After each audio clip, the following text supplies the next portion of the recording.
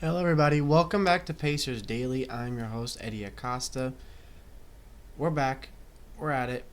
Hopefully, today we can finally, just continue to get into that win column just because we're playing Brooklyn, which is honestly our biggest, you know, non challenge of the season so far.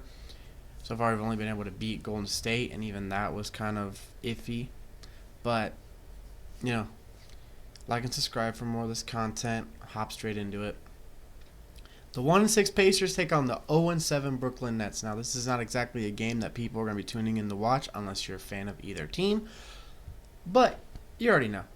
This is a big game for the Pacers. We just really need to get in this win column. It has been almost impossible for the Pacers to win this year. 6 out of the last 7 games have just been flat out losses.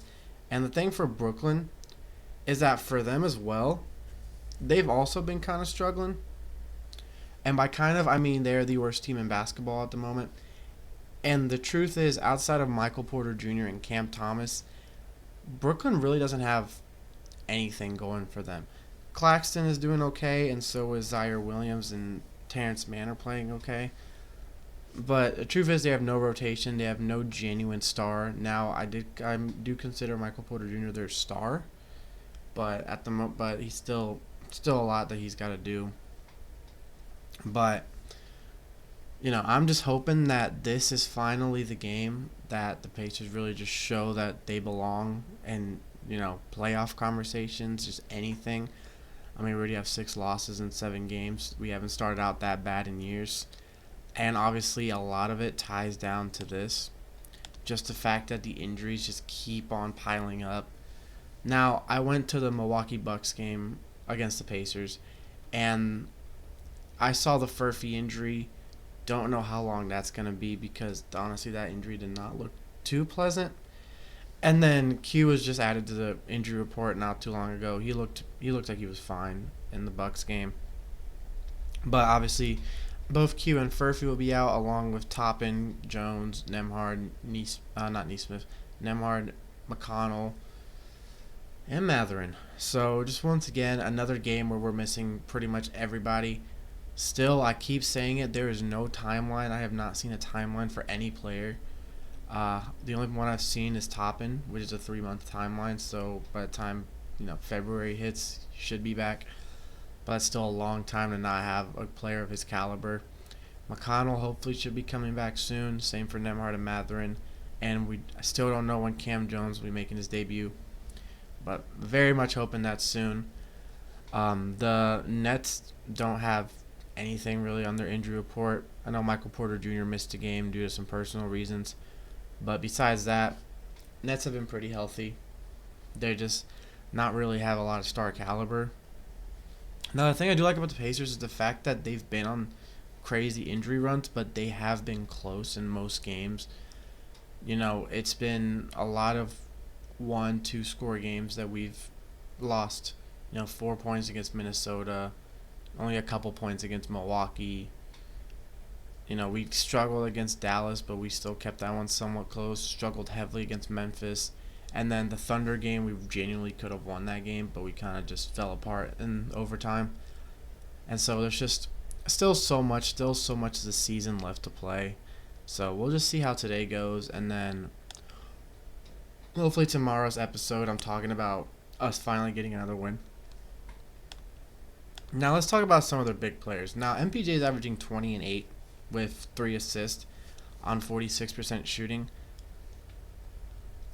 The Brooklyn Nets are a funny team because they have 2 players who are notoriously known for not really passing the ball. Both of them are averaging less than 3 assists right now. This is actually, I think, Michael Porter Jr.'s highest assist average in his career because his nickname was Michael the Possession Ends Here Porter Jr. when he played for the Nuggets. And he every time he touched the ball, it was a shot. Or he tried to create a shot. Not a lot of times did he actually pass the ball back out. And that's still kind of what he's doing with, Brooklyn. But at one point he was leading the team in assists. So that's actually really good for Brooklyn. And that's kind of what they need out of him. But they're also going to need that out of the next guy I'm going to talk about. But just to kind of wrap things up, my MPJ, he's a guy you got to keep off. He's a 3-level scorer, just like Cam Thomas. But MPJ also has that size advantage, that height differential. So keeping a player like either Neesmith or Siakam on him at all times will help a lot. And also getting those switches with Jackson, because Isaiah Jackson he showed the other day that he has the capability of being a double-double guy. And I'm very excited to see what else he can do.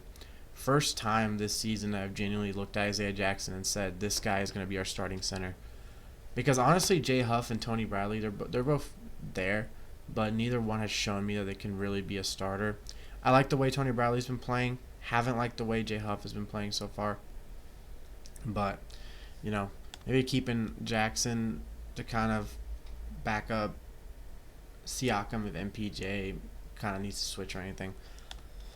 But then the one that should be really worried about is just the guy who's averaging almost 25 points a game, one of the best scorers in the league, in Cam Thomas. Now, he's only averaging 40% from the field, but still, with how many shots he takes, it's still a very good average. Now, he's not a guy who's going to grab a lot of rebounds or a guy who's going to grab a lot of assists or really just tally up any other stats other than scoring. But from the minute he gets on the court, you can just shoot lights out from all levels of the court. So just a big one you need to put some defense on. Now, a player like Ben Shepherd would probably be one of his best matchups.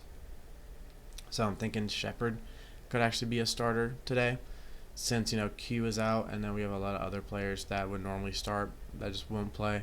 This would have been a perfect time to have Nemhard on the court, but he's still dealing with that injury and hoping he comes back soon.